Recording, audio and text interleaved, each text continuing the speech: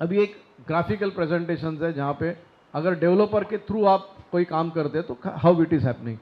यहाँ पे एक मिनट स्लो जा, घाई घाई मत मत रहना दे। अभी अभी कैसा है कि जब भी सोसाइटी डेवलपर के पास अपॉइंट करती है, ओके, सो डेवलपर आप टेंडर निकालते हैं, आप ऑफर लेते हैं और डेवलपर आपको कोई 20% देगा, कोई 30% देगा, 40% देगा, तो आप किसको सिलेक्ट करेंगे?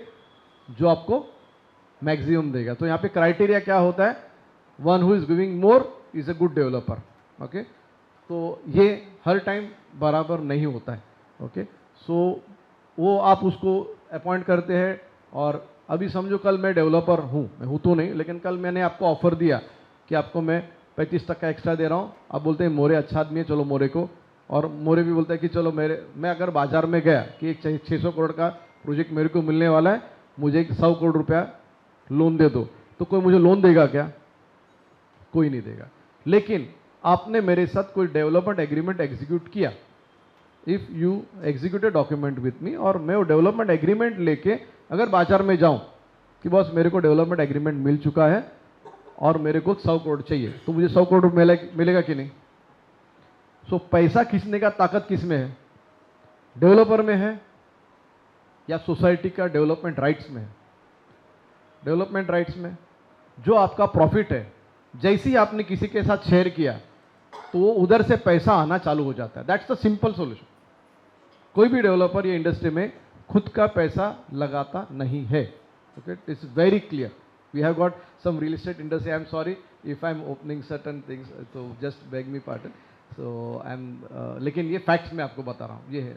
सो डेवलपर को पैसा किधर से आता है? Private equity, NBFC, private investors, यानी बेसिकली जैसे डेवलपमेंट एग्रीमेंट मिलता है प्राइवेट इक्विटी से, क्योंकि बैंक लोन नहीं मिलता। अगर वो he is a big person, उसका कोलैटरल्स बहुत है, तो उसको कोलैटरल के सामने लोन मिलता है। लेकिन अगर वो नहीं है तो ही will go for NBFC with higher rate of interest. So पैसा हो जाता है। सेकेंड, एजेंसीज उसको, आर्किटेक्ट है, पीएमसी, इंजीनियर, कंसल्टेंट, कॉन्ट्रैक्टर्स, ये टेक्निकल सपोर्ट मिलता है। फाइनेंशियल सपोर्ट मिला, टेक्निकल सपोर्ट मिला। Next slide.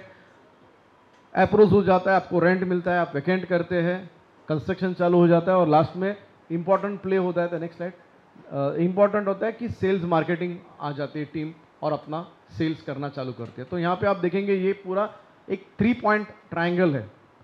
ओके, यहाँ पे मेन प्लेयर कौन थे? जिन्होंने इनिशियली पैसा लगाया। सेकेंड प्लेयर कौन है? जिन्होंने टेक्निकल नॉलेज दिया। तीसरा है जिन्होंने सेल्स किया, बूस्ट किया और उधर से रेवेन्यू जनरेट किया। ओके, तो ये 3 पॉइंट इंपॉर्टेंट है, जहाँ पे और डेवलपर क्या करता है, इसको सिर्फ मैनेज करता है।